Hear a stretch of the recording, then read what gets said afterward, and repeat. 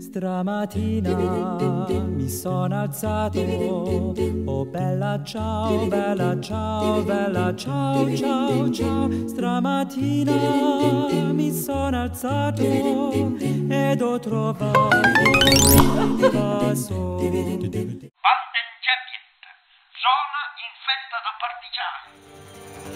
Una mattina mi son svegliato, oh bella ciao, bella ciao, bella ciao, ciao, ciao. Una mattina mi son svegliato e ho trovato l'invasor. Oh partigiano, portami via. Bonjour Madame Chouet, Daniel Chouet. Bonjour monsieur. Vous êtes, je dirais plutôt, non pas que vous êtes la femme de René Chouet, célèbre résistant et militant communiste, mais plutôt que René Chouet était votre mari. On va inverser les choses. On connaît bien sûr beaucoup plus René Chouet que vous. Mais ici, nous sommes aujourd'hui à Bergerac, dans la maison de votre petit-fils, Julien, qui est secrétaire départemental du Parti communiste. Si je ne fais pas d'erreur, Julien est derrière la caméra, il pourra me dire si je fais des bêtises. Et donc, on voulait vous rencontrer à Canal Pourpre parce que vous avez un parcours qui suit un petit peu le parcours de votre mari, qui est décédé l'année dernière, je crois, en 2021. Oui, le 3 février. Et donc, vous rencontrez pour évoquer un peu votre long parcours à la fois dans la résistance, mais aussi votre parcours de militante communiste. Mais la première question que je voudrais vous poser, c'est, je vous ai présenté, donc je vous ai appelé Daniel Chouet, mais votre vrai nom, c'est Jeanne, dit Jeannette, votre nom de jeune fille, c'est Razi. Donc, comment on vous appelle? Comment est-ce que je vais vous appeler là maintenant? Ici, on m'appelle Daniel parce que quand j'ai rencontré mon mari, c'était dans une école de formation pour les jeunes, pour animer des cercles de jeunesse communiste, enfin de l'EJRF. Et les copains avec qui j'étais au stage m'appelaient Daniel. Donc mon mari m'a connu sous le nom de Daniel, il m'a toujours appelé Daniel. Alors, mais dans ma famille, c'est Jeannette. Jeannette. Daniel, peut-être préciser que Daniel Morel, c'est ça? C'était votre nom de résistance. J'avais une fausse carte d'identité. Bien sûr, la résistance étant dans la clandestinité. Alors, ce que je vous propose, c'est d'évoquer en 3 points un petit peu votre parcours, votre long parcours. Et puis, si on n'a pas le temps, on refera un autre entretien, si vous êtes d'accord. On va d'abord évoquer votre milieu d'origine. Donc, vous êtes né à Lyon, dans le 2e arrondissement de Lyon. Oui. Mon père était métallo. Ma mère travaillait dans les lampes Buisseau à Vèze. Mon père travaillait donc, était métallo chez Test. Mais il ne pensait qu'à une chose, c'était de revenir à la campagne. Parce qu'il avait été berger il y a 8 ans, mon père. D'accord. Après, il a fait l'occupation en Allemagne, parce qu'il n'a pas fait la guerre, il était trop jeune. Et quand il est revenu, donc, il est rentré comme métallo. Mais son, comment dirais-je, il ne pensait qu'à une chose, c'était de revenir à la campagne. Puisqu'il était paysan. Il a été berger tout petit. D'accord. Parce que c'était d'une grande famille pauvre. Et donc il a pris des cours du soir pour, je sais pas moi, la taille, la greffe, etc. Et puis il a trouvé en métayer, il était métayer à Brinda, à côté de Vonuret. Il a commencé donc en bas de l'échelle comme métayer. Et puis ensuite, on est venu à Vonuret et il était fermier. Là, c'était métayer, il fallait partager les récoltes avec les propriétaires. Fermier, il payait un fermage, mais les récoltes étaient pour lui. C'était pour lui. Puis après, il est devenu propriétaire. Donc vous êtes né en 1925 à Lyon. Oui. D'accord. Après, donc, quand il a été métayer, c'était en 28. Et en 33, on est venu habiter Vonuret.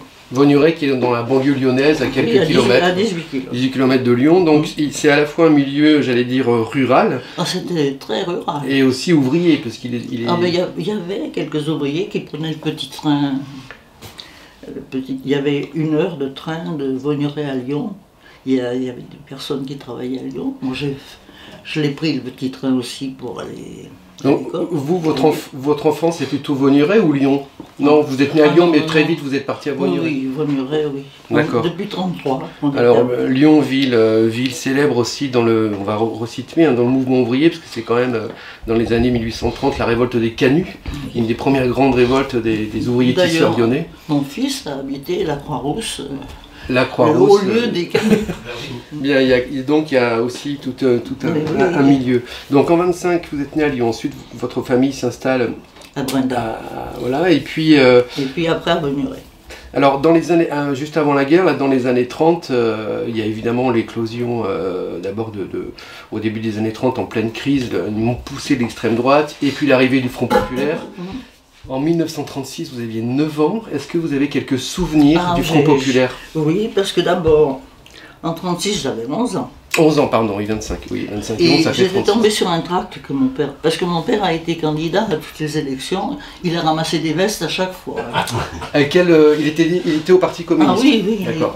il était au Parti communiste quand on est rentré, quand on est venu à Vaugneray, il était déjà au Parti communiste. Il a ramassé des vestes à chaque fois, mais c'était toujours le porte-parole du parti et le candidat du parti. Et j'étais tombée sur un tract, j'avais 11 ans. C'était en 1936, c'est au moment Des du grandes Front grèves populaire. et tout ça.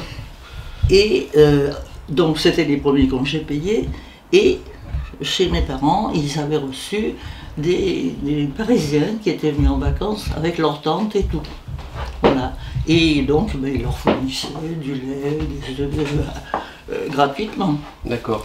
Voilà, c'est comme ça que j'ai commencé à prendre un petit peu de certaines notions. Et est-ce qu'il y a eu des occupations d'usines pendant mai-juin 1936, au moment du Front populaire? Est-ce que vous avez connu un peu? Non, vous n'étiez pas dans les occupations d'usines? J'avais que 11 ans. D'accord. Votre papa, vous mon en êtes pas... Mon père, il était au courant, lui, Oui. bien sûr, il suivait les choses de près. D'accord. Donc un engagement communiste que vous avez... J'ai, moi, eu la chance d'avoir des parents communistes. Oui, tout le monde n'a pas eu la chance, Eh comme ben disait non, l'autre. c'est- Ok, vous avez eu cette chance-là. J'ai eu cette chance. 1939, la guerre éclate, la campagne de France en 1940, l'armistice signé par Pétain en juin 1940. À ce moment-là, on se souvient que en 1939, Hitler avait signé le pacte de non-agression avec l'URSS. Et donc, on dit souvent que les communistes sont entrés peut-être un peu tardivement dans la résistance. Ils auraient attendu 1941, au moment où Hitler engage la guerre contre l'URSS. Ça, c'est ce qu'on Oui. dit. Alors, Mais moi, c'est pas du tout ce qui s'est passé chez moi. Mon D'accord. père s'est engagé tout de suite. ok. Et on était 5 enfants quand même. Donc vous, en 1939, vous aviez 14 ans. À quel moment et comment on entre dans la résistance? Votre papa est entré dans la résistance, donc vous avez, on va dire, peut-être naturellement suivi cet engagement? Oui, alors nous étions 5. En face de chez moi, il y avait une grande famille de soyeux de Lyon, qui avait une grande villa.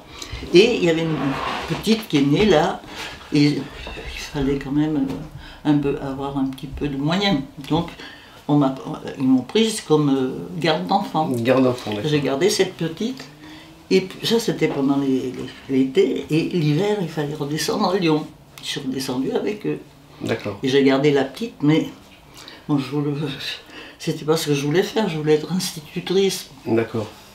Alors je pleurais. Et la dame, la maman de la petite, là, me dit « Mais pourquoi tu pleures ?» J'ai dit « Moi, je veux pas être bonne d'enfant toute ma vie. » Bon, elle m'a rien dit. Et elle est allée se renseigner dans une école qui me préparait pour le CAP de comptabilité, sténodactylo. Elle m'a dit, ben, un jour elle revient, elle me dit, ben voilà, tu iras à l'école de 10h à midi et de 14h à 16h, au lieu de 8h.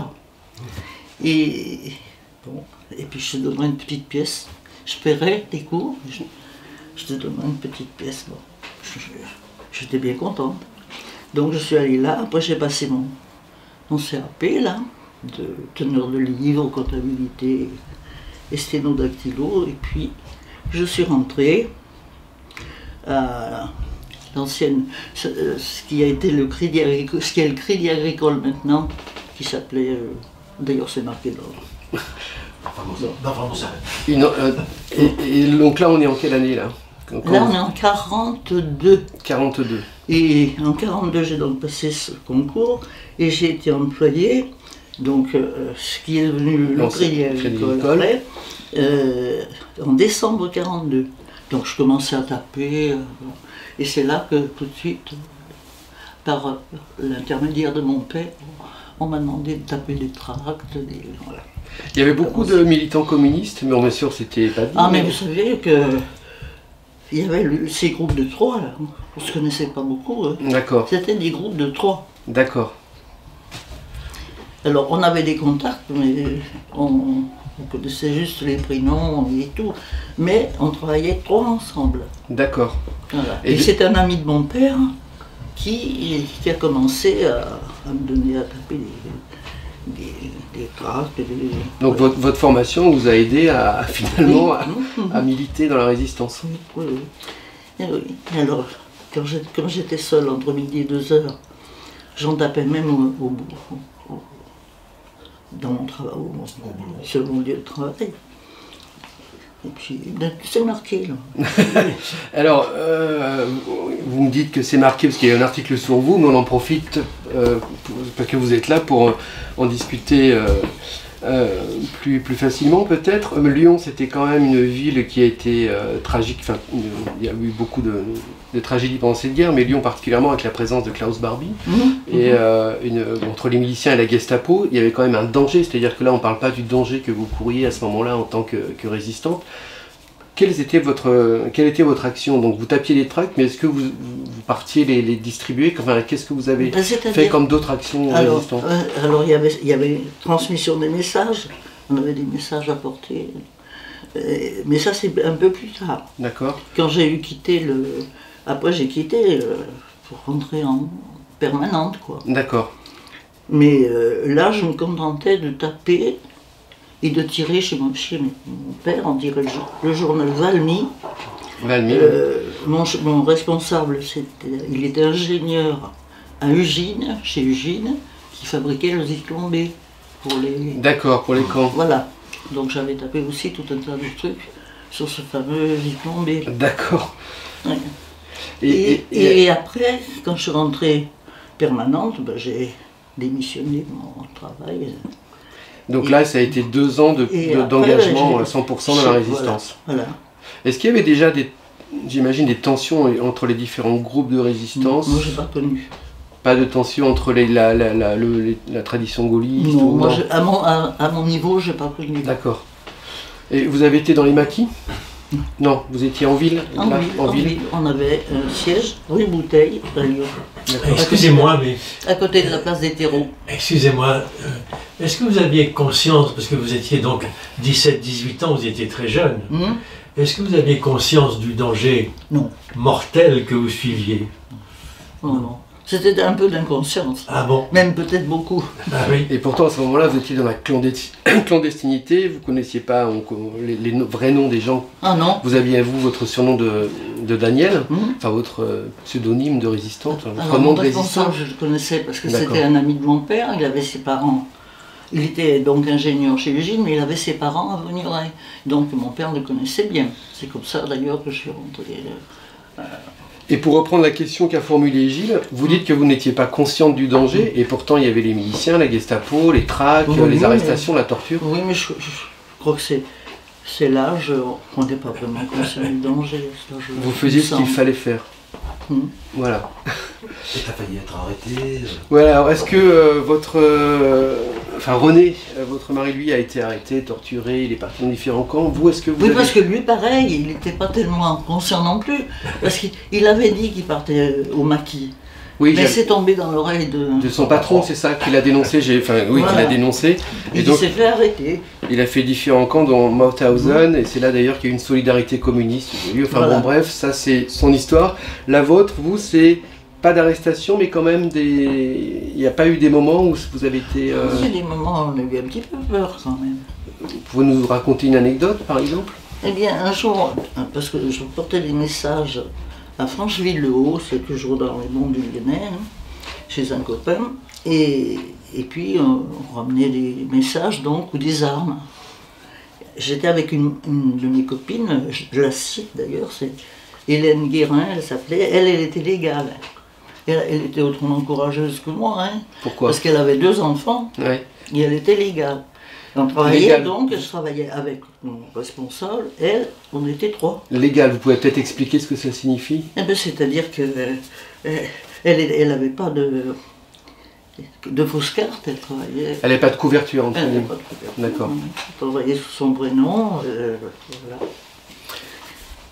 Est-ce que il y a un moment donné, vous avez échappé à une arrestation ou, Maintenant, cette fois-ci, donc, on revenait de toutes les deux de Francheville-le-Haut, on descendait donc le Choulan, je connais Choulan, on descend. Vous étiez à vélo, et là? les Allemands commençaient à quitter Lyon à D'accord. l'époque. Et ils réquisitionnaient tout pour se sauver. Nous, on était à vélo. On voit des Allemands, bien sûr, ils nous arrêtent. Alors ma copine s'arrête, mais moi, je continue à filer. Et il a fallu qu'elle explique pourquoi. Mais elle n'avait pas de frein, elle a eu peur de tomber, elle est partie. Et puis elle, bon, mais ils l'ont laissé passer. Comment ça se fait? Ils l'ont pas pris sur vélo. Et après, on s'est rejoints en bas de Choulan pour porter nos messages et nos armes sur Villeurbanne. D'accord. Parce qu'après, on s'est repliés tous sur Villeurbanne. À Villeurbanne. On a quitté le centre-ville et on est allé à Villeurbanne. Voilà. Bien. Et donc, en fait, il y a eu un... Enfin, pardon, allez-y. Parce qu'après, il y a eu... Donc, moi, je travaillais à l'Unitec, ça s'appelait l'Union nationale des ingénieurs et techniciens de France. Et ça a été fondu après dans les milices patriotiques. Plusieurs mouvements ont été, comment dirais-je, ont fusionné dans les milices patriotiques. On a fini donc dans les milices patriotiques, à la Libération. Donc, on est à la fin de la guerre. 43, c'est la mise en place du CNR. Est-ce que vous avez... vous étiez jeune, parce que vous m'avez dit tout à l'heure que vous n'étiez pas dans les... Mais est-ce que vous avez senti à un moment de la fusion, enfin pour parler du CNR, quand le programme du CNR se met en place à la fin de la guerre, est-ce que vous aviez participé, enfin vous avez entendu parler des débats, est-ce que... Mais pas tellement, non, pas tellement. Pas tellement. Non, un petit peu... Je sais plus... Non, j'étais... comment dirais-je, moi, pas informé, non. D'accord. J'étais vraiment à côté de la plaque. Enfin, aussi à côté de la plaque, quand même, c'était un engagement... à l'origine de la plaque, mais à côté. À côté, à l'origine et à côté. On est à la fin de la guerre, et là, donc, vous allez poursuivre votre engagement. La résistance est terminée, mais votre engagement se poursuit au sein du Parti communiste. D'abord aux jeunesses communistes. Aux jeunesses communistes. Qui sont devenus après UGRF, Union des jeunes républicains de France. Et puis, j'ai adhéré au Parti communiste en décembre 1944. Et donc c'est là que vous allez rencontrer, un peu plus tard, en 1947, oui. Si je ne fais pas d'erreur, lors d'une réunion, vous l'avez dit tout à l'heure, c'était une formation des jeunes communistes. Une formation d'un mois, voilà. Pour animer les cercles, savoir rédiger un tract, une affiche, et puis un petit peu de politique. Formation militante classique. Formation, voilà. Où vous rencontrez René Chouet. Oui, Marly-le-Roi. Et qui a dit, enfin j'ai lu qu'il n'y avait que des hommes, sauf une femme, c'était vous. Il y avait très peu de militantes communistes dans les jeunesses communistes. Mais, je sais pas, c'est moi qui ai été désigné pour faire cette école. Voilà. Donc il y avait d'autres copines quand même, un peu moins que d'hommes. Donc c'est là où vous rencontrez René, et puis voilà, vous ne vous quittez plus presque. Oui.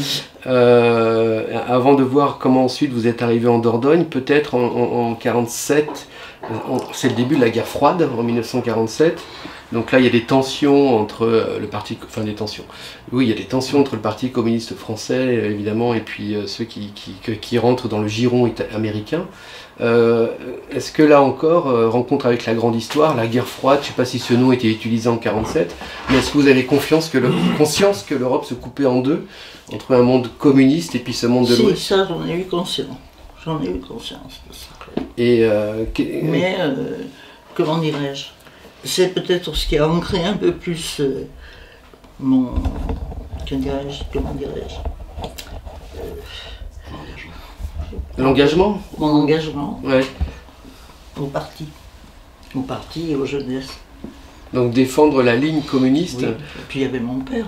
Oui, votre papa qui visiblement était toujours très oui. présent aussi. Avec et ma mère, parce que... On est passé un peu vite sur la libération.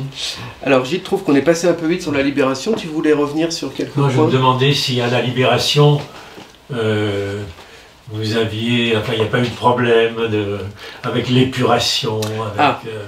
Ben, des problèmes, moi, personnels? Oui, enfin, vous avez comme ça participé à... On a beaucoup connu de copains, donc Gudicelli, un copain que mon père avait fait loger dans un petit village, là, qui a été arrêté quelques jours avant la libération et qui a été tué sur un des ponts de Lyon avant que les Allemands les fassent sauter. D'accord. Parce qu'ils ont fait sauter des ponts à Lyon.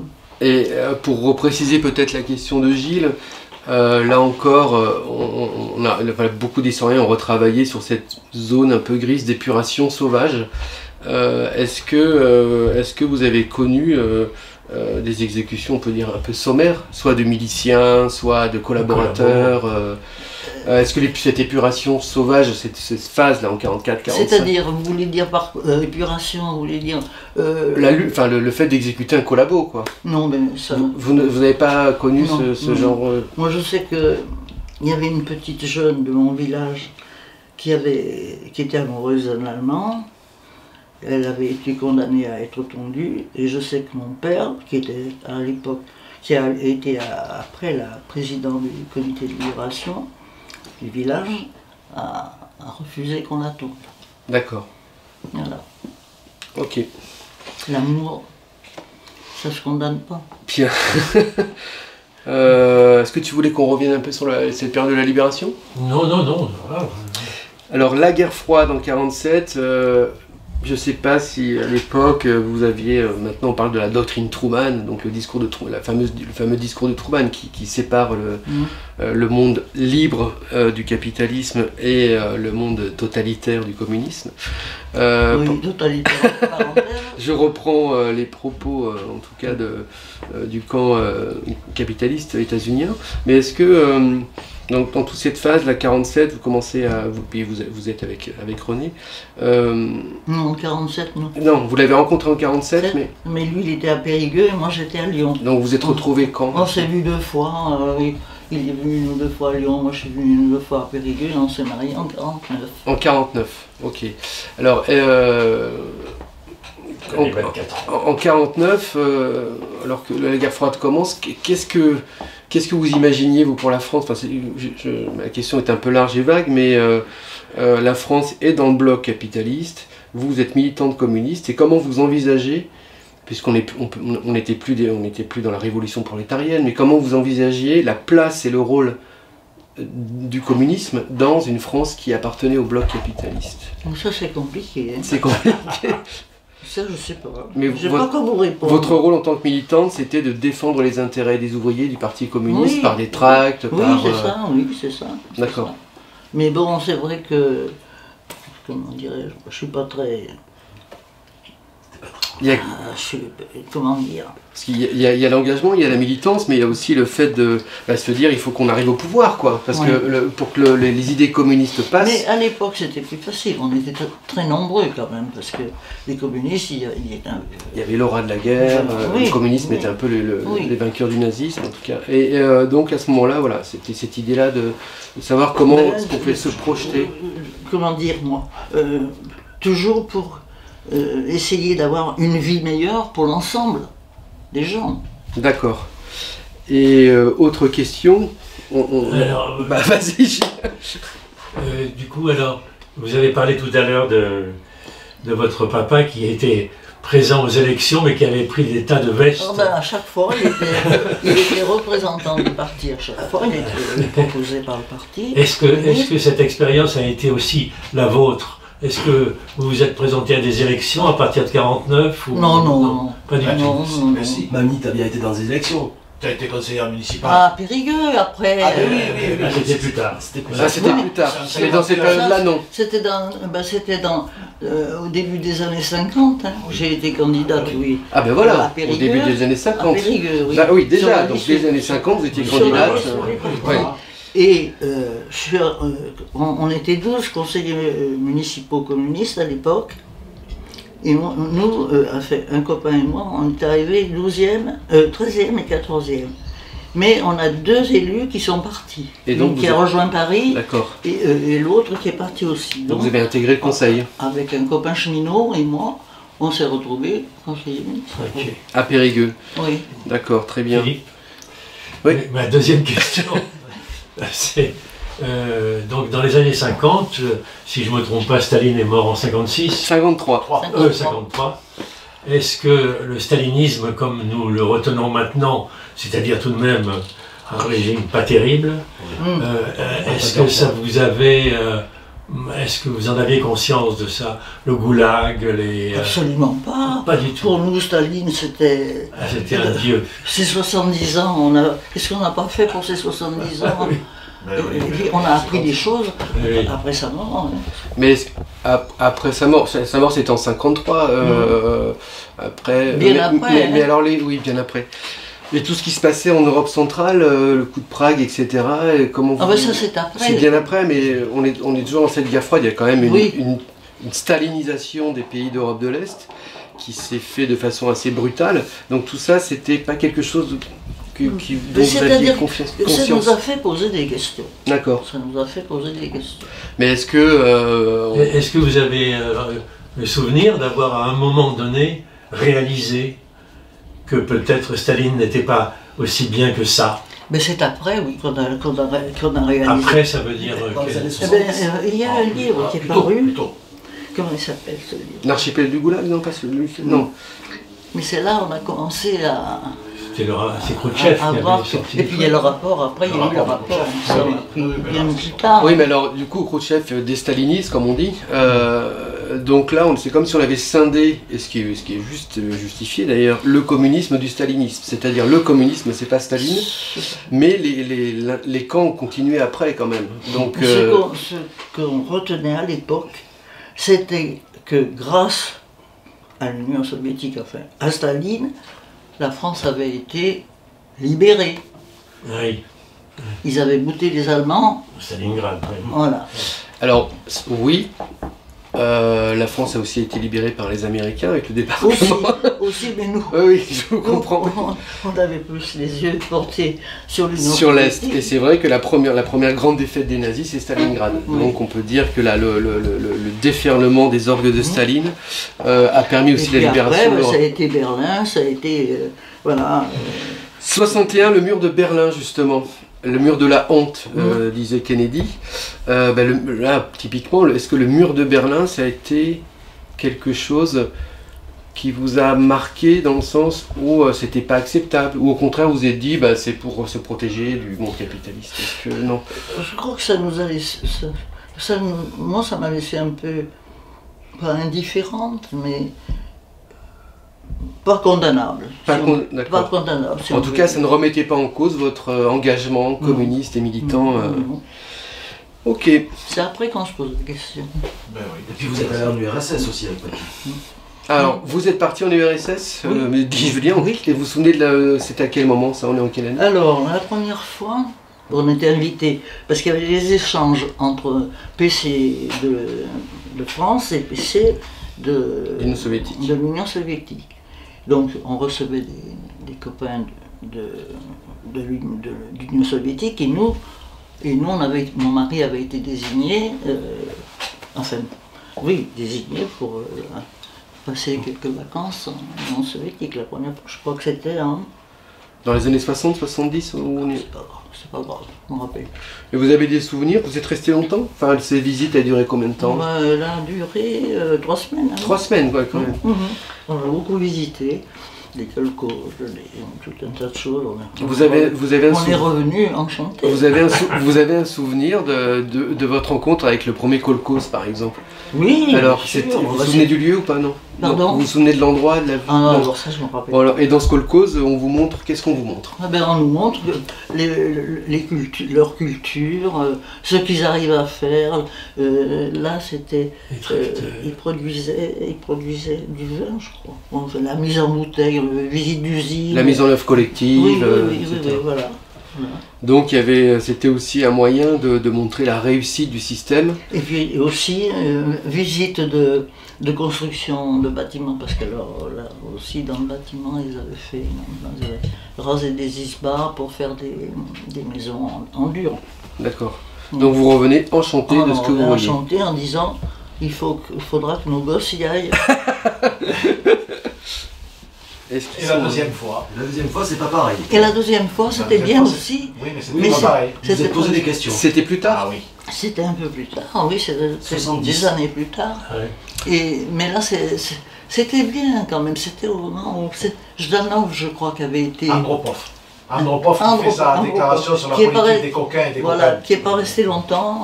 Non, il est resté un an. Oui, alors là, on est à la fin des années 70. Il commençait à y avoir...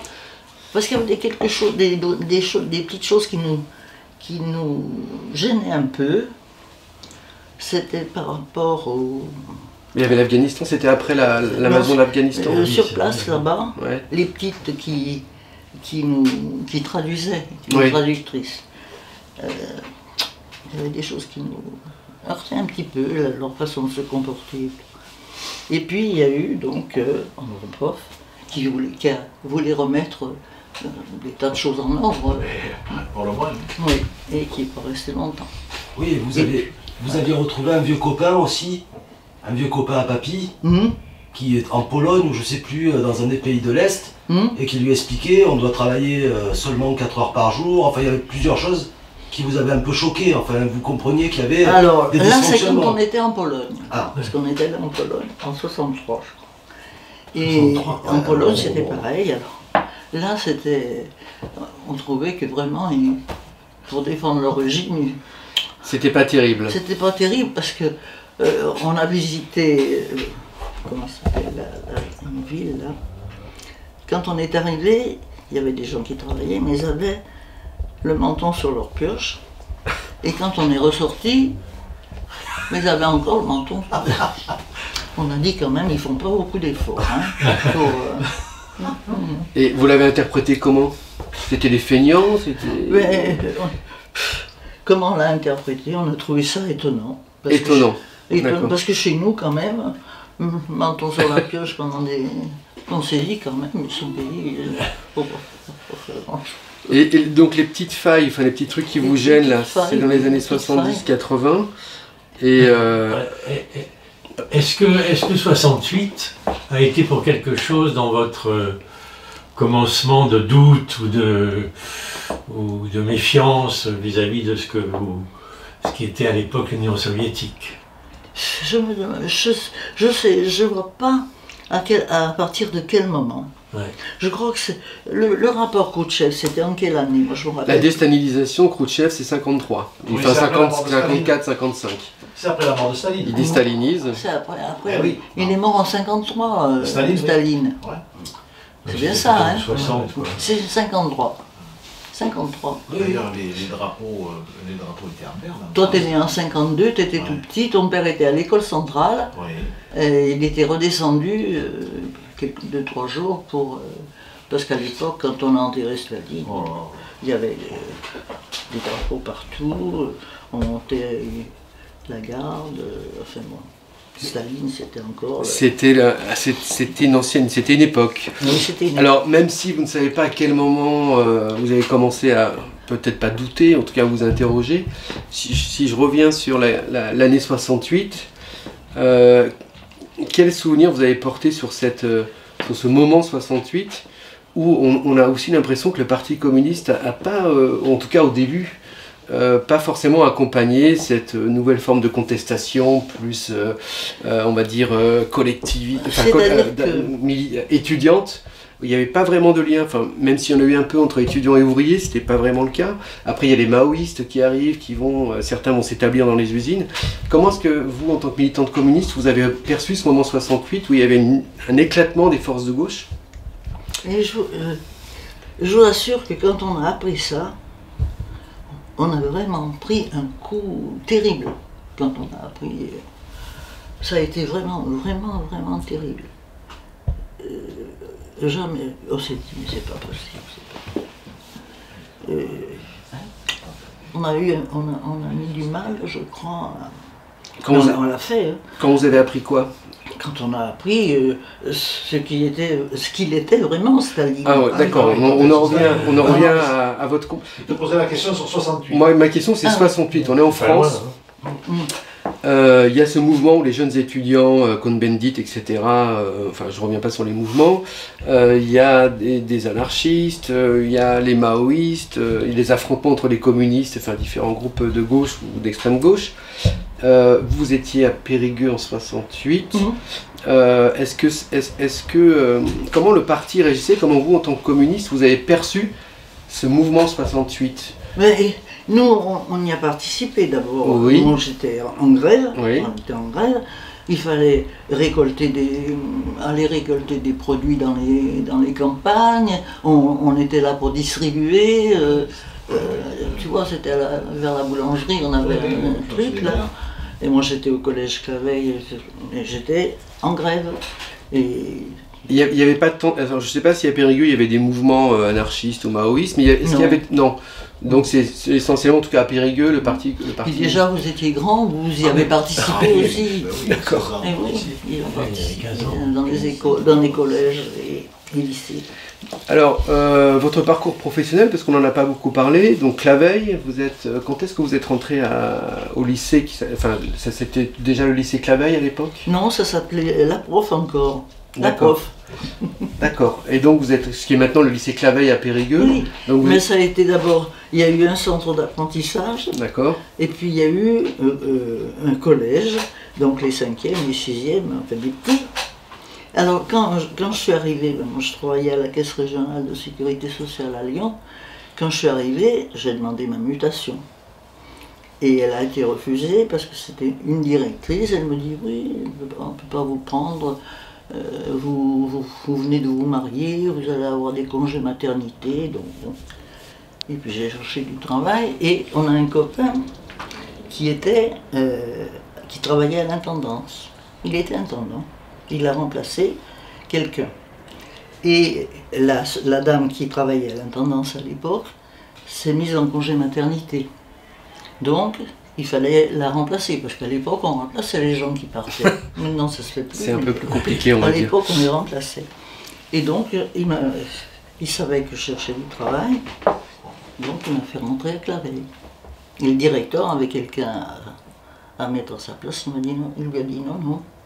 Le personnel d'intendance, c'est moi qui le recrute. Donc, il m'a pratiquement imposé. D'accord.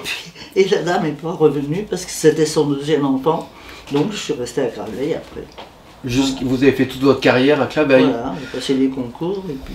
D'accord. Parce que je suis repartie à zéro. Pour remonter, enfin après progresser les concours. Je suis repartie à zéro par rapport à ce que j'avais comme poste à Lyon, quoi. Et là se mêle l'engagement syndical et politique. L'engagement syndical parce que vous étiez responsable de la section CGT éducation. Oui. Et politique avec l'Union des femmes que vous avez contribué à créer, c'est ça? Ah non, elle était déjà... Mais que vous avez développé peut-être à Périgueux, enfin en Dordogne? Oui. Après j'ai remplacé, c'est la copine qui était secrétaire départementale. J'ai remplacé après. Quel était l'objectif de l'Union des femmes françaises? C'était quoi? Défendre notre place. C'est-à-dire les femmes, et encore maintenant, il faut encore se battre pour conquérir les droits et tout ça. Et à l'époque, pareil. Et puis on luttait aussi pour la rentrée.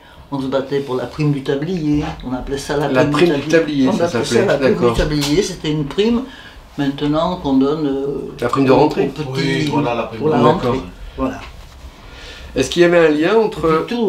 tout ce qui peut concerner, comment dirais-je moi, l'accès des femmes à ce qui est toujours valable d'ailleurs, à des fonctions autres que... Et des salaires... Et des salaires décents. Est-ce qu'il y a eu des liens entre l'Union des femmes françaises, donc organisation communiste, et le mouvement féministe qui n'était pas spécialement engagé dans le communisme, ou est-ce qu'il y a eu des tensions? Il n'y a pas eu de tension. Vous avez marché main dans la main? Non, on n'a pas eu de tension, on a eu des discussions. Ouais. Mais on n'a pas eu de... C'était quoi la discussion principale? Est-ce que ce qui vous séparait, ce qui vous divisait? Je ne sais pas trop comment vous expliquer ça, moi. Est-ce que c'était, pour certaines féministes, la lutte des classes n'est pas un problème, c'est la femme d'abord, ou est-ce que pour vous c'était non, la lutte des classes et... Est-ce que c'est la lutte des classes qui était devant pour vous? C'est ça, j'imagine.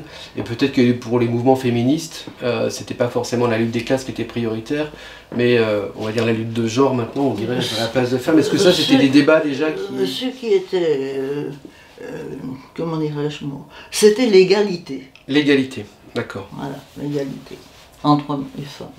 Donc vous avez... Pour les professions, pour les salaires, voilà. Gilles a aussi parlé des batailles pour pouvoir le droit d'avorter. Ah ben oui aussi, alors le droit... Toutes ces batailles-là, il a raison. Voilà, c'est ça, il y avait ça aussi. Vous avez mené aussi ça familial. Il y avait ça aussi, il y avait ça, tu vois, j'avais oublié. Donc le mouvement français pour le planning familial qui se crée au début des années 70, vous êtes à Périgueux, il est toujours présent, mais vous en avez été partie prenante ou... Alors, je n'étais pas partie prenante, mais j'étais pour que, comment dire moi, qu'il existe, que...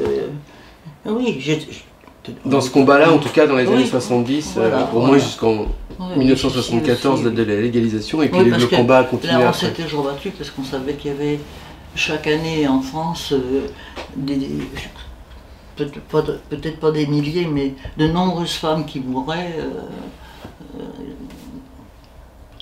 d'avortements clandestins ou assez violents. Oui. Et puis on arrive, j'essaie toujours de faire des points avec la grande histoire, 1991, le 25 décembre, Gorbatchev annonce à la télévision que c'est la chute et la fin de l'URSS.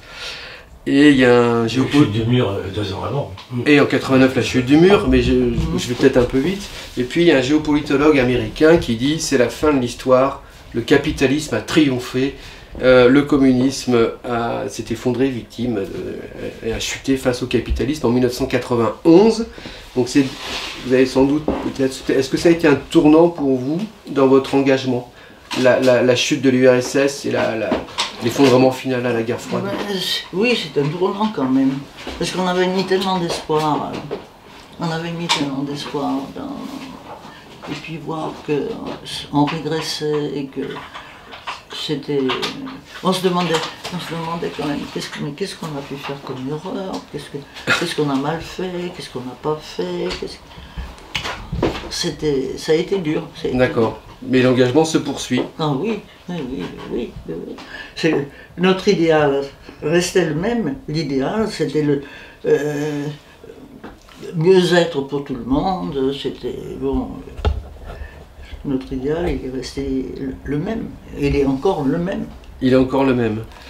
On va peut-être, parce que là, je ne sais pas combien de temps, mais ça fait un petit moment, on ne va pas ça fait 35 minutes. Trop vous embêter, sauf si tu as d'autres questions. Peut-être dire aujourd'hui, on est en 2021, la chute du mur, ça fait, en tout cas l'effondrement, la fin de la guerre froide et l'effondrement de l'URSS, ça commence à être un peu ancien. Est-ce qu'en 2021, comment vous voyez les choses aujourd'hui on sent globalement qu'il y a de moins en moins d'engagement dans les partis et les syndicats et les structures de façon générale, un engagement qui est plus diffus. Ça ne veut pas dire que la population est moins, entre guillemets, politisée, mais il y a quand même ce désengagement qui est présent. Alors votre petit-fils, lui, est secrétaire départemental du PC, donc il est engagé, il reste dans l'engagement, dans la tradition familiale. Il va voter Fabien Roussel. Mais comment vous voyez les choses là, par rapport à cette désaffection du parti? Mais moi je ne pense pas que ce soit vraiment... C'est pas une désaffection, parce que cet idéal, à mon avis quand même, ça reste toujours... C'est pas que cet idéal d'une meilleure vie et tout ça, c'est pas seulement dans notre tête, à mon avis. Ce qu'il faut, c'est qu'on réussisse à s'unir pour mettre à bas le pouvoir de l'argent et tout ça, quoi. Enfin, Julien, tu l'expliquerais mieux. Parce que moi, à mon âge, je manque de comment dirais-je. Mais vous avez passé votre vie à vous battre pour cet idéal quand même. Pardon? Vous avez passé votre vie à vous battre pour cet idéal. Je fais pas grand-chose maintenant. Hein. Vous avez fait, vous faites beaucoup, mais c'est vrai qu'on se dit qu'on n'a pas les mêmes... Mais l'idéal, il reste là. Et je sais qu'un jour, il triomphera. Très bien. Bon, on va peut-être s'arrêter sur le triomphe de l'idéal. Belle parole. On vous remercie beaucoup, en tout cas. Mais c'est un bon je vous remercie. Vous avez été très bien, madame. Moi, je n'ai pas voulu dire... On peut continuer, hein. Non, mais par exemple, que ton père avait une imprimerie... Quand il te demande si vous avez déjà eu peur avec les nazis, tu as déjà été caché dans la grange avec tes frères et sœurs, parce qu'ils venaient saisir... Parce que le père de... Enfin, il venait saisir l'arrière-grand-père... Le matériel d'imprimerie, elle est sur la presse. Et voilà, et il avait été dénoncé, et ils se sont cachés dans les bottes de foin, enfin, il y a plein de choses, ils ont échappé belle. Ouais, et elle raconte pas tout, mamie, parce qu'elle veut pas raconter, mais aussi. Mais vous avez vécu quand même des moments compliqués là. Chez mes parents, c'était. Il y avait des réunions clandestines en plus. On tapait les stencils. Et on tirait le journal de la mine. Ça, c'est marqué dans Famosa. Oui, et lui, il te le demande comme ça. Famosa, on sait que c'est... Mais bon, on peut prendre en photo ce truc-là. Mais oui, mais c'est pas le livre. Alors, vous regardez... C'est pas votre livre, donc. Non, mais il y en a quand même un vous peu.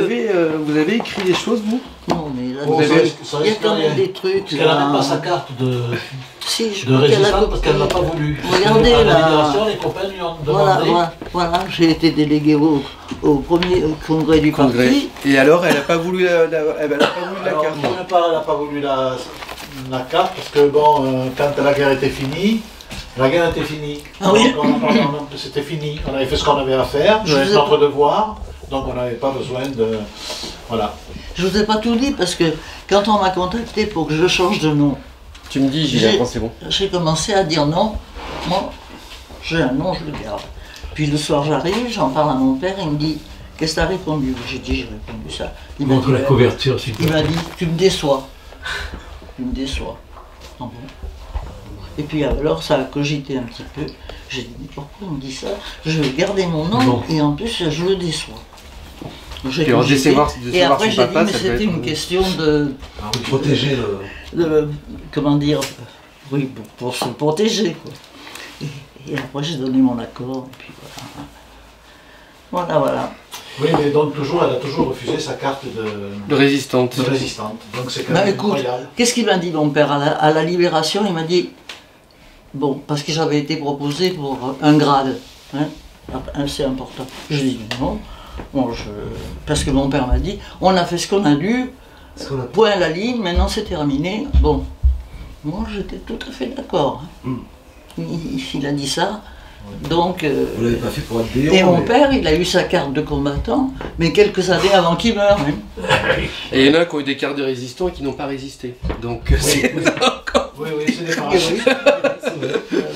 Donc, non, c'est une certaine humilité dans le combat. J'ai toujours dit ça. J'ai toujours dit ça. Après tout, on fait ce qu'on doit, et puis point, on n'a pas besoin d'honneur ou de machin comme ça. Mais c'est les honneurs. En tout cas, merci beaucoup, madame, pour tout ça. Merci à vous. Les honneurs, c'est d'autres. Je sais que vous ne me remerciez pas, mais merci quand même. Stamattina mi sono alzato, oh bella ciao, bella ciao, bella ciao, ciao, ciao. Stamattina mi sono alzato ed ho trovato